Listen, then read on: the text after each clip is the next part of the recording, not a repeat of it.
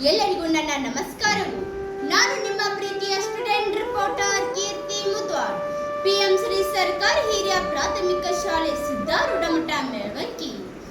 ನಾನು ಇಂದು ಭಾರತದ ಕುರಿತು ವಿವರಣೆ ನೀಡುತ್ತೇನೆ.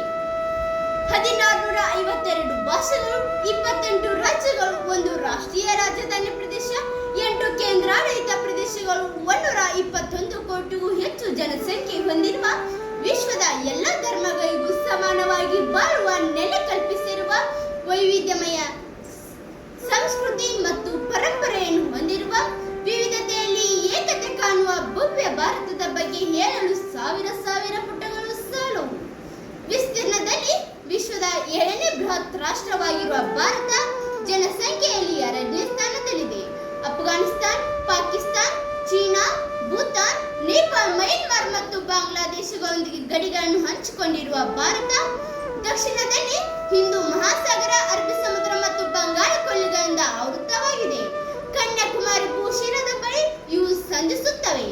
ಪಾಕ್ ಸ್ಟೇಟ್ ಮತ್ತು ಮಯನ್ಮಾರ್ ಕೊಲ್ಲಿಯಿಂದ ಬೇರ್ಪಟ್ಟ ಶ್ರೀಲಂಕಾ ದ್ವೀಪ ರಾಷ್ಟ್ರವು ಭಾರತದ ದಕ್ಷಿಣ ದಿಕ್ಕಿನಲ್ಲಿದೆ.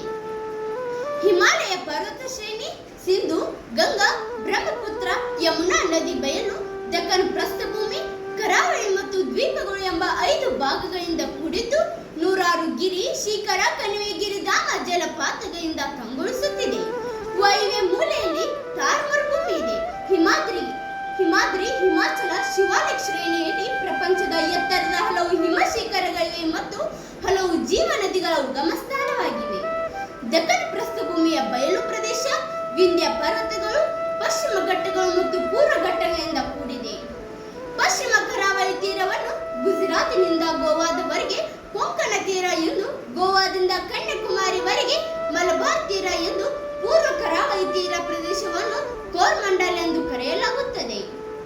ಅಂಡಮಾನ್ ಮತ್ತು ನಿಕೋಬಾರ್ ಹಾಗೂ ಲಕ್ಷದ್ವೀಪಗಳು ಭಾರತದ ಆಗ್ನೇಯ ಮತ್ತು ನೈಋತ್ಯ ದಿಕ್ಕಿನಲ್ಲಿ ಸಮುದ್ರದಲ್ಲಿ ಹರಡಿವೆ. ಹಿಮಾಲಯದ ಜೀವ ನದಿಗಳಾದ ಸಿಂಧು, ಗಂಗಾ, ಬ್ರಹ್ಮಪುತ್ರ, ಮೇಘನಾ ನದಿಗಳ ಉಪನದಿಗಳಾದ ಸಲ್ಟೇಜ್, ಬಿಯಾಸ್, ರಾವಿ, ಚನಾಬ್, ಜಿಲಾ, ಅಲಕನಂದ, ಭಾಗೀರಥಿ, ಪದ್ಮ, ಯಮುನಾ, ರಾಮಗಂಗಾ, ಮಹಾನಂದ, ಸೋನೆ, ಗಗ್ಗರ್, ಗಂಡಕ್, ಕೋಸಿ, ಜಟಿಂಗ ಮೊದಲಾದ ನದಿಗಳು ಒಂದು ಭಾಗದ ನೀರಿನ ಆಸರೆಯಾಗಿದ್ದರೆ ಗೋದಾವರಿ, ಕೃಷ್ಣ, ಕಾವೇರಿ, ಮಂದಾಕಿನಿ, ನರ್ಮದಾ ಮತ್ತು ತಪತಿ ನದಿಗಳು ಇನ್ನೊಂದು ಭಾಗದ ನೀರಿನ ಆಸರೆ ತಾಣಗಳಾಗಿವೆ. ಇವುಗಳಲ್ಲಿ ಬಹುತೇಕ ನದಿಗಳು ಅರಬ್ಬಿ ಸಮುದ್ರ ಮತ್ತು ಬಂಗಾಳ ಕೊಲ್ಲಿಗಳನ್ನು ಸೇರಿದರೆ ಲೂನಿ, ಮಚ್ಚು, ರುಪೇನ್, ಸರಸ್ವತಿ, ಬನಾಸ್, ಗಗ್ಗರ್ ನದಿಗಳು ಮರುಭೂಮಿಯ ಮರಳಿನಲ್ಲಿ ಇಂಗಿ ಹೋಗುತ್ತವೆ. ಭಾರತದ ಹವಾಮಾನವನ್ನು ಬೇಸಿಗೆ ಮಾರ್ಚ್ದಿಂದ ಜೂನ್ ವರೆಗೆ, ಮಳೆಗಾಲ ಜೂನ್ದಿಂದ ಅಕ್ಟೋಬರ್ ವರೆಗೆ ಹಾಗೂ ಚಳಿಗಾಲ ನವೆಂಬರ್ದಿಂದ ಫೆಬ್ರವರಿವರೆಗೆ ಎಂದು ವಿಂಗಡಿಸಲಾಗುತ್ತದೆ. ಇಲ್ಲಿ ಮೆಕ್ಕಲು ಮಣ್ಣು, ಮರುಭೂಮಿ ಮಣ್ಣು, ಪರ್ವತ ಹಾಗೂ ಗಿರಿ ಮಣ್ಣು, ಕಪ್ಪು ಹಾಗೂ ಕೆಂಪು ಮಣ್ಣುಗಳು, ಜಂಬೂ ಮಣ್ಣು, ಜಮೀನಿನಿಂದ ಕೂಡಿದ ತಯಾರ್ ಮಣ್ಣು ಇವೆ ಮೊದಲಾದ ಮಣ್ಣುಗಳಿದ್ದು, ಸಮೃದ್ಧ ಬೆಳೆ ತರುವ ಫಲವತ್ತಾದ ಮೆಕ್ಕಲು ಮಣ್ಣು ನದಿ ಮುಖಜ ಭೂಮಿಯಲ್ಲಿ ಕಂಡುಬರುತ್ತದೆ. ಇಲ್ಲಿ ಆಹಾರ ಬೆಳೆಗಳು, ವಾಣಿಜ್ಯ ಬೆಳೆಗಳು ಸೇರಿದಂತೆ ಬಹುತೇಕ ಎಲ್ಲ ಬೆಳೆಗಳನ್ನು ಬೆಳೆಯಲಾಗುತ್ತದೆ. ತೇಗ, ಹೊನ್ನೆ, ಬೀಟೆ, ಸಾಲ, ದೇವದಾರು, ಬಂಬು, ತಾಳೆ, ಶಂಕುಪಲಿ, ರಜತ್ ಬುರ್ಜ್, ಜೂನಿಫರ್, ಸ್ಟ್ರುಸ್, ಗುಲ್ಮವೃಕ್ಷ, ಬೀಚ್ ಮರ, ಪರ್ಣಪಾತಿ ಮೊದಲಾದ ಸಹಸ್ರಾರು ಜಾತಿಯ ಮರಗಳಿವೆ. ಕೋಲ್ಕತ್ತಾದಲ್ಲಿರುವ ಬೊಟಾನಿಕಲ್ ಸರ್ವೆ ಆಫ್ ಇಂಡಿಯಾ ನಡೆಸಿದ ಸಮೀಕ್ಷೆಯ ಪ್ರಕಾರ ಭಾರತದಲ್ಲಿ 46,000 ಬಗೆಯ ಸಸ್ಯ ಪ್ರಭೇದಗಳು ಕಂಡು ಬಂದಿವೆ ಮತ್ತು ಅವುಗಳಲ್ಲಿ 1,336ಕ್ಕೂ ಹೆಚ್ಚು ಪ್ರಭೇದಗಳು ವಿನಾಶದ ಅಂಚಿನಲ್ಲಿವೆ ಎಂದು ರೆಡ್ ಡಾಟ್ ಬುಕ್ನಲ್ಲಿ ದಾಖಲಿಸಿದೆ. ಕೋಲ್ಕತ್ತಾದಲ್ಲಿರುವ ಝೂಆಲಾಜಿಕಲ್ ಸರ್ವೆ ಆಫ್ ಇಂಡಿಯಾ ನಡೆಸಿದ ಸಮೀಕ್ಷೆಯ ಪ್ರಕಾರ ಭಾರತದಲ್ಲಿ 39 ಜಾತಿಯ ಸಸ್ತನಿಗಳು, 72 ಬಗೆಯ ಪಕ್ಷಿಗಳು ಹಾಗೂ 17 ಬಗೆಯ ಸರೀಸೃಪಗಳು ಈಗಾಗಲೇ ವಿನಾಶದ ಅಂಚನ್ನು ತಲುಪಿವೆಯಂತೆ.